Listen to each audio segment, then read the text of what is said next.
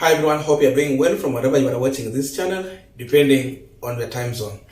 Now, yesterday we were talking about the withdrawal of former President Uhuru Kenyatta's security, and I saw some people in the comment section telling our viewers that Stureh is bringing rumors that is not verified just to mislead people and try to create an existing fight. I don't know what they will say today, because now it is confirmed that Uhuru Kenyatta's security has been withdrawn, and now it has even extended to the first lady, former first lady, Mama Ngina Kenyatta. Her security also has been withdrawn.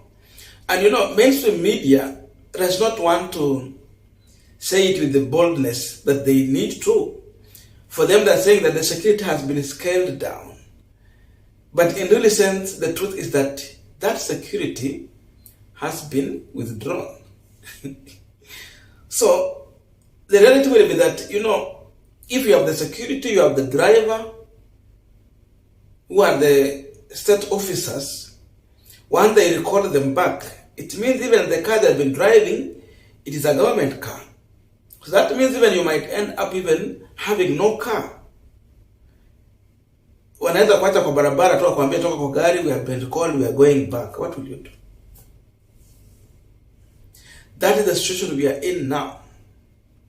And what William Ruto is forgetting to understand as the current sitting president is that Uhuru Kenyatta, as a retired president, he is a property of the state. So his protection and security is just important. Mama Ngina Kenyatta, a wife to the founding father of this country, who died in the office, she was entitled to that security to continue enjoying that privilege, because even the husband died in the office while he's serving the country.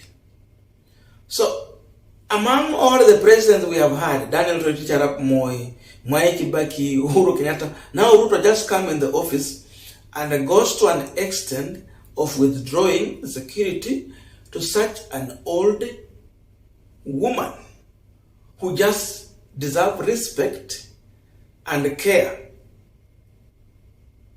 That's where we are now. And this is what Robert Alai said, and I shared in the comment section of the, not comment section, in the community button of this channel. I shared it. Breaking. The security and the driver of Mama Ngina Kenyatta, President Uhuru's mother, has been withdrawn. She is stuck in Mombasa and asking what she has to do with the politics. She is wondering if he's also in demonstrations. Because we know William Ruto allies, including Ruto himself, they are saying that Uhuru is back here to make politics, funding the Azimio rally so that he is avoiding to pay taxes. What about Mama Ngina Kenyatta? Is she in politics? Because Mama Ngina Kenyatta, she's on her own. The privileges she's enjoying is as a result of her, the late husband, who was the President of the Republic of Kenya. She's not enjoying the privileges because of Uhuru Kenyatta, no. There's a distinct difference here. Even before Uhuru Kenyatta became president, she was enjoying these privileges just because the husband served and she was there as the first lady. That is where we are as of now. So where are we heading to? And the surprising is that even we have some Kikuyus who seemingly are being used to fight one of their own. What I'm wondering is that how do they have this short memory? Just sometimes back in 2007, the same Uhuru Kenyatta, son of Jomo Kenyatta,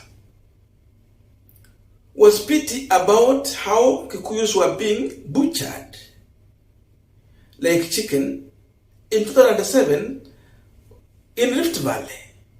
And because of that, he reiterated in a push to go and protect the community. How do they forget quickly like this? A move that made Uhuru Kenyatta faced charges against humanity at Hague.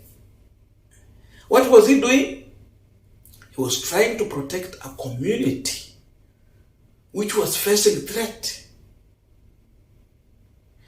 And the man who was in the office by then, whom was being fought, it was also one of their own.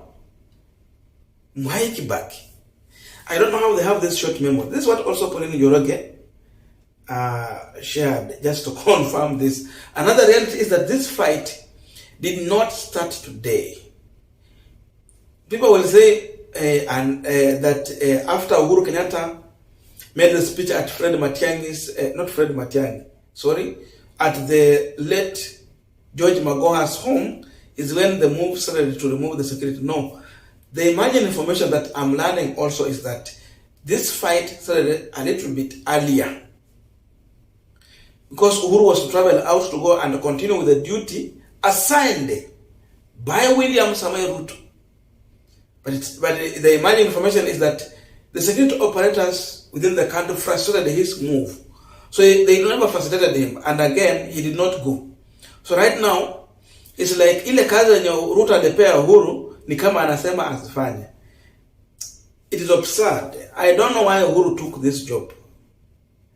I think, like many had advised, Uhuru was supposed to refuse taking this duty from William Ruto. Because now look at this. This is what Pauline Njoroge shared. Recently, His Excellency Uhuru Kenyatta was to travel out of the country on an official mission.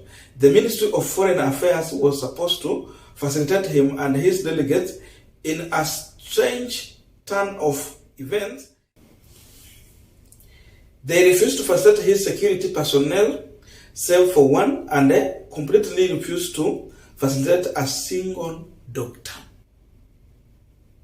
Okay? Because of the situation in the country he was traveling to, he couldn't proceed with this mission without security.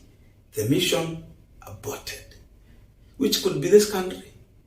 Maybe DRC or Somalia? Is it Sudan?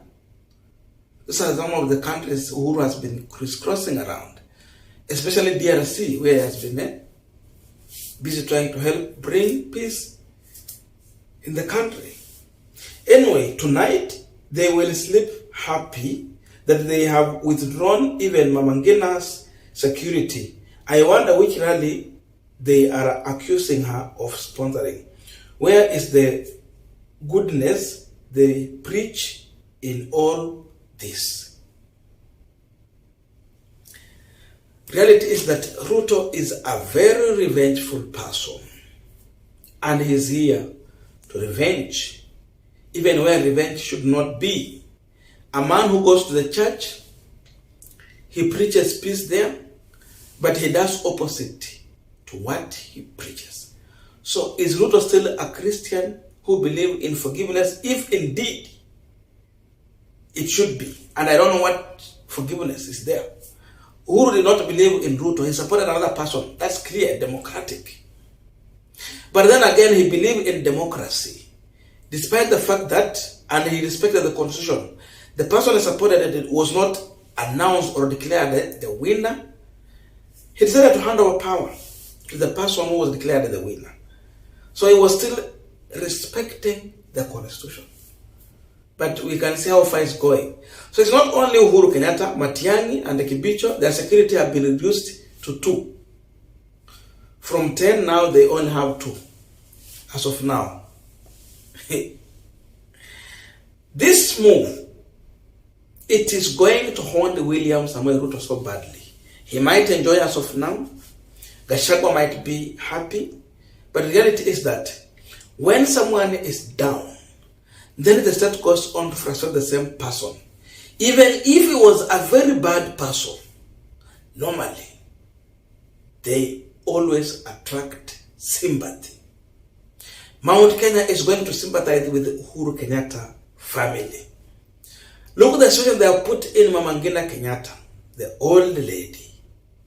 Even those who do not like her are going to sympathize with her. No one would want this woman to face such kind of situation in her old age.